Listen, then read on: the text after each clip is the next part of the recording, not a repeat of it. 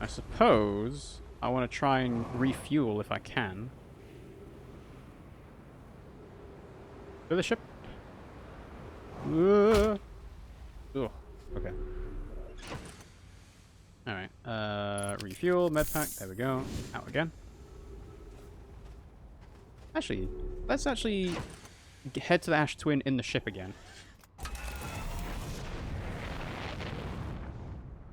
Come on, lift off. Whoa, orientation. There we go, that's better. Right, match velocity. There we go. Hello, Pimmsy! Pimmsy's just checking on her 3D printer. You probably heard it in the background while I've been speaking. But yeah, she's got a project on at the moment. Da-da-da. Oh. Pimmsy's trying to make a guest appearance, but she hasn't realized that this is not set up for a guest appearance right now. It's not that you're not allowed, it'll be very awkward and people won't be able to hear you. Okay, well, in that case then, let's give it a moment. Shift some things around. Ta-da! You're pretty tired. Yeah. Yeah, I imagine. Whoa! Yes, the cable. There we go. Oh, squeaky. Is that better? Right, I'll try and move a little bit so people can see. Hello, Pimmsy. Yes, Reaper hears a voice. So this is Outer Wilds. This is an indie game all about exploring different planets, but it's in first person, so I had a feeling that you'd probably get motion sick if we played this. It's not actually that. No? How about if we like launch and start spinning around planets? No, I'm not. Yeah. But yes, we're on a Squeaky. squeaky couch. Yeah. We are on a time limit because this sun slowly expands and becomes a red giant and then does a supernova. And we have to try and sort of figure out how to save the universe. Reaper actually asked for me. Today I asked for Pimmsy and Pimmsy appears! Yes. That is quite coincidental. Okay. I just came up back on. Oh yeah, I like I said, My clients were. got a project on at the moment. But it's not. Okay, so that's just an exit to get out.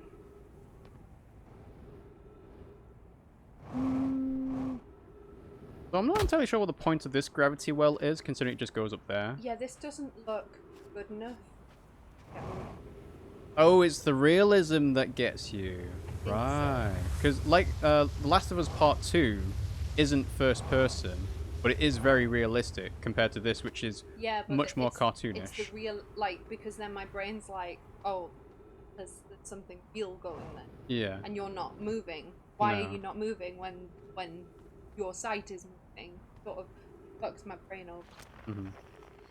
So I think, yeah, it's the realism. They don't get motion sick of cartoony. Okay, that's an interesting thing for us to find out. Or video. Well, videos, it's, you know, it's a bit different when it's video, but when it's something live and actually happening. It's like then, that game. What? With the recordings with the prostitutes. You want to explain yourself a bit more We had than to figure not out at all? what had gone on. Oh, you're talking about telling lies. Yes. Yeah. Telling lies is very realistic because it's actual videos of people. Yeah, that wasn't so bad though because you weren't really moving, you were just watching. Yeah. Well, yeah, of course, because it's, you know, like interviews almost. Alright, I'll open that door. 500 meters away is not too far away, but I guess that's just on the Ember Twin. Yeah, it's on the Ember Twin. So, let's see. I'm gonna run out of oxygen fairly soon, but, like, I saw a body here, and it feels like there should be more to do around here. Try not to bounce too much. Okay. Like, that is... Not got keys Ow! in, then? Oh! Suit puncture! Ooh. No. Ah! Here we go. So, what? Oh no. No! I'm getting sucked in! Down thrust, down thrust. Oh, okay. Well, how about that? Got sucked in by the Ember Twin. I'm not sure I'm going to be able to make it back now, but we'll try. I'm heading the wrong direction for that, actually. I'm going to get, yeah, sucked back in. Is that me done? Yeah, that's me done. Okay. I died because I crash landed into the Ember Twin. Yeah. Yes! Hello, Dr. Grossly Incandescent. OMG, it's a Pimmsy. I'm not here, really. Well. Yeah, I was gonna say, like, Reaper asked about how is Pimmsy, and I was saying about how you were feeling not sick anymore, but you haven't got back into the swing of streaming again. So I was gonna ask if you feel like, you know, maybe starting that again soon, or, you know, just gonna keep taking it easy for a bit, because obviously we can still carry on playing Outer Wilds, but eventually we'll finish. Yeah, okay, fair enough. Friday? Maybe Friday. We'll see. On Wednesday? Yes, today is Wednesday. You're still in quarantine brain. I've got a few days. So... That's fair enough. Yes, Pimmsy is here. Enjoy the moment while it lasts, guys. Yeah, whilst it briefly lasts. You probably can't even hear what I'm saying. It's a little bit quieter, but I think it is coming through. It's just because obviously the way the microphone is facing here is towards my voice, and your voice is coming at a slightly different angle. So I don't know why you have this on, because it blocks your lovely. Well, the idea is it's better audio quality than the lapel mics. So, like, yeah, you know. Twitch launched a soundtrack beta for background music while streaming without worrying about copyrights. The KSI release. Maybe, but I'm not sure. Like, that is a very common thing for people to do. It's like, hey, use my piece of music, and I'll, you know, make sure that you guys are fine, you know, don't get copyright struck or whatever. But the fact that Twitch has added something is like really nice of them, because obviously people like having music playing when they're playing games. Rico wants me to that again. Well, I did say to Pimmsy the other day that I need to have a haircut. No, what you said was, I think I'm getting a mullet. That's what you said. Yeah, so I need to have a haircut. So, but we're not doing another head shave goal until after our current Twitch subscriber thing. Cutting my hair. Well, yeah, but we haven't reached the Twitch subscriber goal for that. So, yeah. Cutting it all off. Donating it to cancer. Yeah. Doing a good deed. Alright, so. Distress beacon. Escape pod 2! We found it. Okay. So, this is escape pod 2. There's the inside of the ship. Didn't see any text around there though. Maybe it's inside the ship instead. Okay. So, Anona, we need status reports for all systems, but initial things first. Is everyone unharmed? Our escape pod's passengers are afraid but physically well. Anona, everyone survived the crash. Okay. Love you all. Wave to your adoring fans. Oh yeah, you are covered in paint. Go wash your hands. You gotta wash your hands anyway because of quarantine rules. True, it is paint. Yeah. Alright, see you in a bit. This is a relief at last. You have my gratitude. Burr, we were able to find the other escape pod's distress signals. Love you. Love you. I said it before. You didn't say it when I said it just then. Oh, I said it. Anyway. I can hear both signals somewhere in this star system, but I don't believe either escape pod crashed on the same planet as us. Yes, we already know that because we found them on other planets. Okay. So, head in towards the ship. More recordings. Alright, let's go from bottom up. Scanning the external environment. Scan complete. External temperatures prohibitively high. Verdict inhospitable. Do not seek shelter on the planet's surface. Collision imminent. Preparing for impact. Escape pod 3. Launching escape pod 2. Escape Pod 2, vessel has been mortally injured. Emergency sequence activated. Awaiting departure from vessel. Okay. So, almost the same as the other escape pod instructions, but because we're on a different planet, obviously we had a different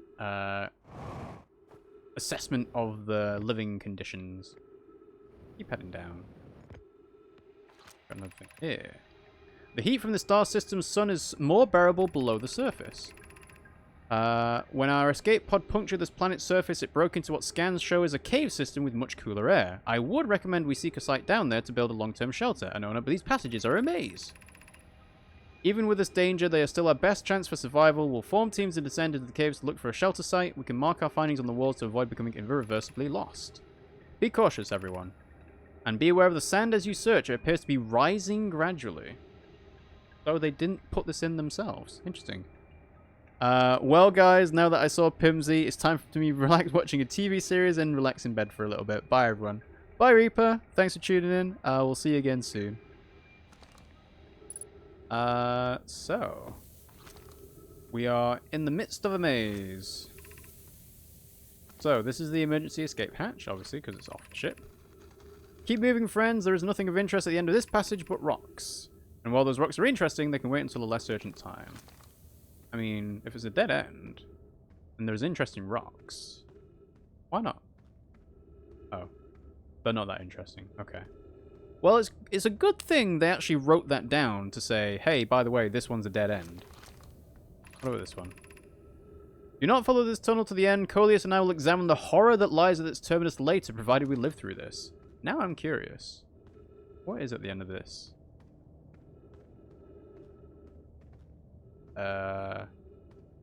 Nothing? Hello? Anglerfish. Maybe? Alright.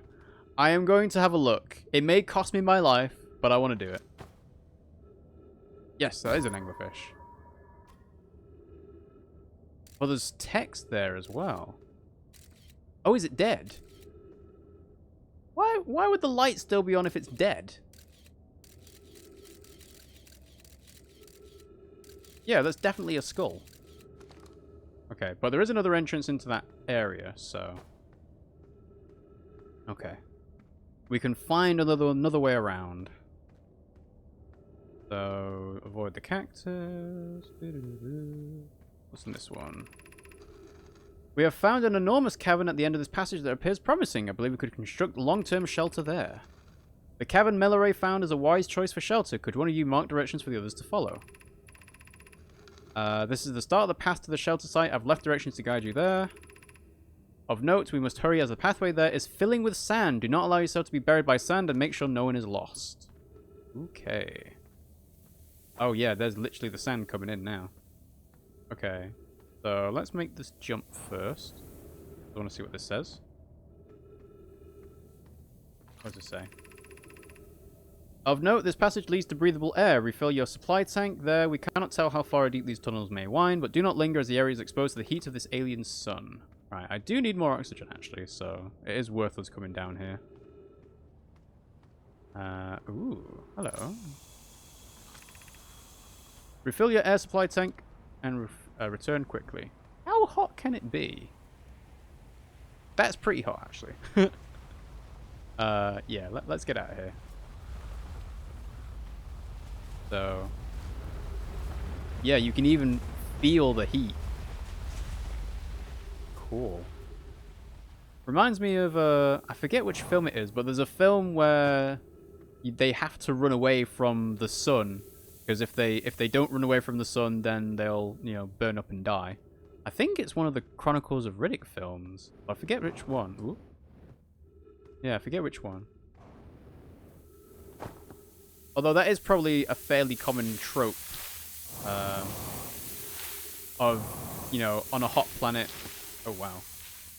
On a hot planet, you have to escape the sun. Because I think Futurama did it as well, where they have to escape the shade of the moon, or the shade, because otherwise they'll freeze.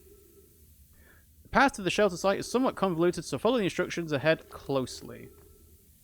I guess it's that one there. Alright, go. To reach the shelter site, walk forward until you meet the sand fall at the pit, then turn left. So forward then left. Continue to the room filled with rock column formations and climb upward through the opening above them. The sand here is rising, you must be cautious but swift. So forward then left, and then climb upward. So forward and left, because that's the sand fill. And then rise upwards. Yeah. Okay, don't need to go any further up. Yeah.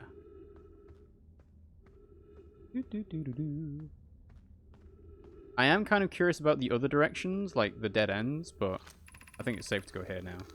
Be cautious crossing the chasm ahead. The bridge Milleray and I crafted will do its job, but it isn't strong. Once on the far side, look for the tunnel hidden beneath the falling sand. Follow it and you'll reach the shelter site. Okay. So, far side, look for a tunnel. Is that the tunnel? Or is it through here? Aha! Here we go. You're doing well. There's only a little farther to go left until you reach the shelter site. You can rest there. Hurry before the sand comes. Hurry where? Oh, okay. Oh god, there's a lot of cacti there. Okay. Wasn't expecting to have to go backwards, but sure. Try that again. Eee, nice. On. Alright, shelter site. Open sesame. Oh, there's stairs here as well. Why are there stairs here? What does this say? This is amazing. Look inside the cave. How did this come to rest here? We haven't even encountered others in these caves. I think this is a rare find. From what we can see, Coleus and I believe the specimen must be very old indeed. Imagine what we might learn if we could examine it. We both agree it's unlikely this dry planet is this horror's place of origin, especially considering what we observed during the vessel's evacuation. Clearly, this hole is too small for it to have fit through. Hypothesis, there is another entrance to this cave. If there is, Coleus and I will find it. We can't leave valuable information undiscovered. And an update, we need to find a way inside quickly, Milleray, because when I returned here to search for an entrance to the cave, there were children playing on the specimen. So there's the scout. So yeah, maybe one of the other paths we didn't take actually leads to that cave. Kind of wish I'd taken those now. But oh well. Head towards the shelter site. Ship log updated. This is huge. Anglerfish or fossil overlook. Can't be that simple to just say the anglerfish is down this way, right?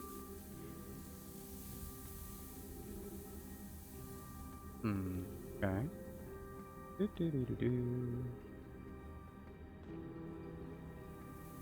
More skeletons. I have a feeling that by spending too much time here, I'm going to get buried. There's something inside.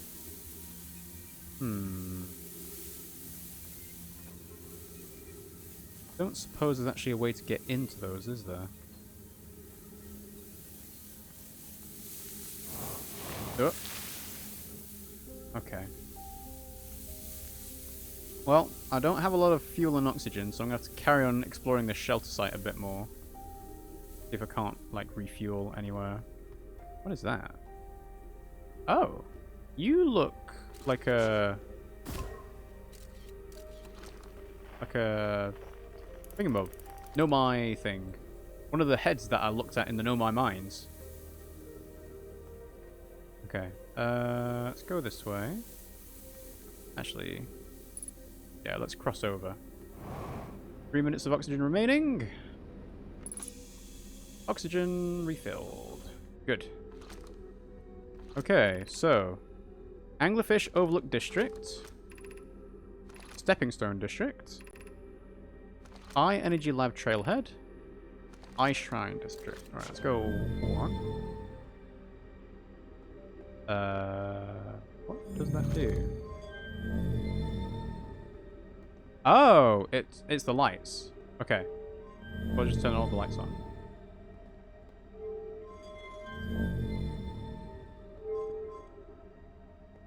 Come on.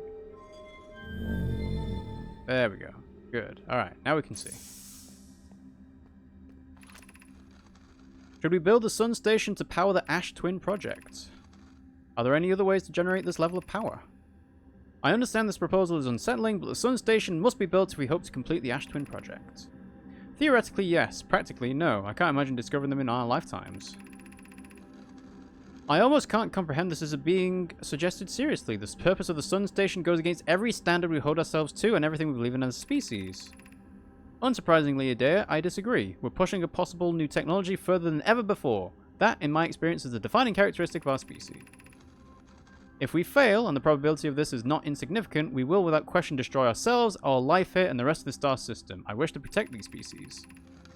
The potential annihilation of an entire star system is too severe a cost. We shouldn't build the sun station, no matter how badly we want the knowledge that comes with it. Fear of failure is a poor reason not to try, I believe. If we're cautious, the sun station will work. I believe in Pi. Poke, I'm deeply honoured. Adair, I comprehend your position. However, if we aren't all but certain the sun station will not cause destruction once we built it, then I won't support the station's use. So is that what's going on? Someone made the sun station, which is, I assume, the thing that is right next to the sun that we tried to land on but couldn't. And that's what's causing the sun to explode? Seems like it might be, honestly. Okay. Yep, ship log got updated. Uh-oh. Uh-oh. Okay. So, the sand filling in means that I can't explore the lower districts. Because obviously we're getting filled in. But there is a way to kind of escape the sand, maybe? Okay. Right, so this is what? Where we came in? No, this is where we came in. Alright. So that's the oxygen. Right, let's... While we've not got a chance to do the lower levels, but we can go in the lifts. This. Open this. Ghost matter?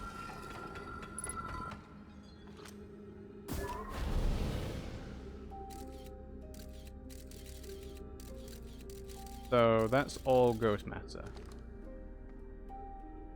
Right, how close inside can I get?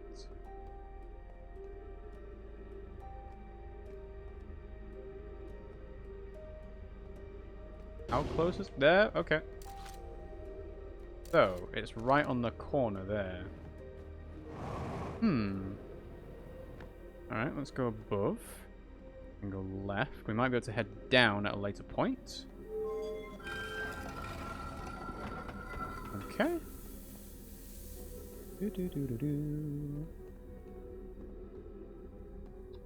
Alright. Head down. Right, so there's... Whoa. What is all this?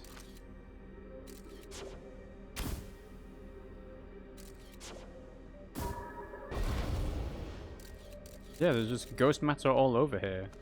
And I assume it has something to do with the crystals. Okay. That's unsafe. Ooh. Can I try floating? Okay, so if I can avoid where the crystals are, I can traverse this room.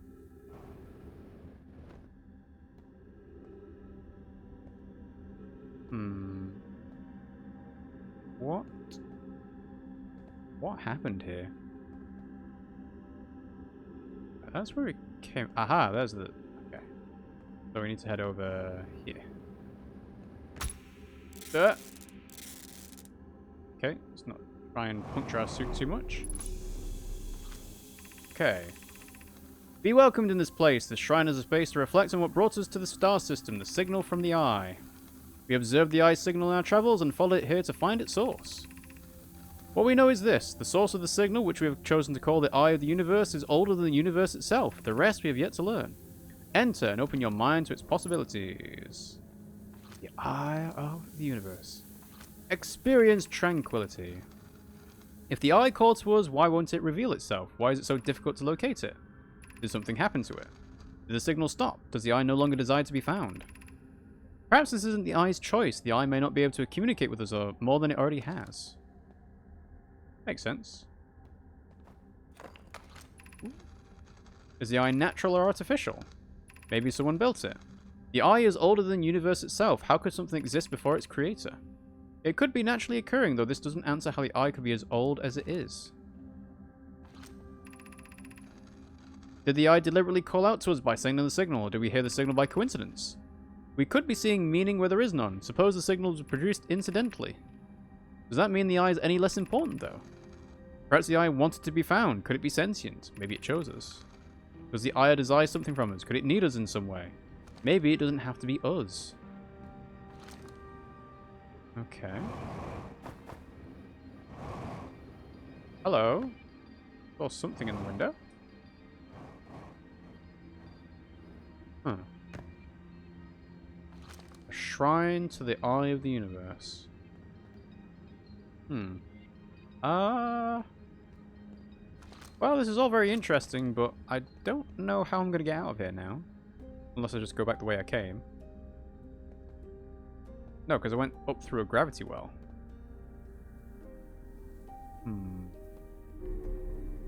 We never found that gravity cannon either, did we?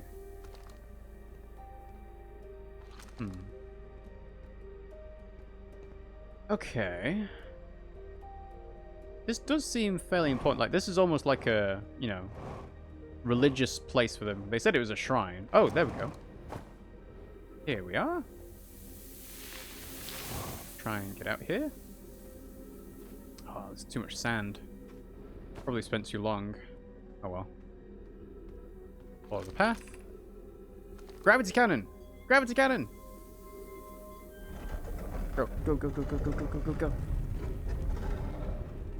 Not that I think I've got enough time to actually use the gravity cannon, but oh dear. Well, I suppose. The fact that the sand is here means I can just bypass that entirely. Sweet. Okay. Keep going. Gotta keep going. Is that it? Is that the gravity cannon? How do I get inside? Is it too full up already? It might be, you know.